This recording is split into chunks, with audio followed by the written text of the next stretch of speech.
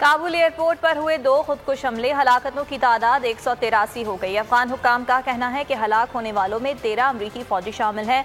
200 से जायद जख्मी हुए। तालिबान ने तहकीकात के लिए कमीशन तश्कील दे दिया। अमरीका ने खबरदार कर दिया, काबुल एयरपोर्ट पर एक और हमले का खदशा जाहिर कर दिया।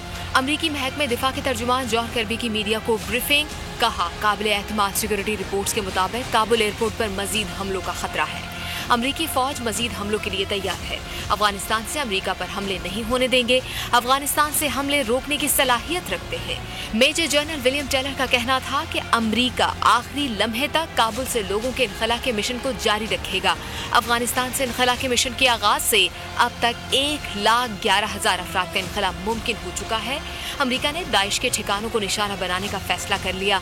अमरीकी सदर जो बाइडन ने अस्करी हुक्काम को अफगानिस्तान में दाइश के ठिकानों पर हमला करने का हुक्म दे दिया है। सब्सक्राइब करें और बेल दबाएं ताकि कोई खबर रह न जाए।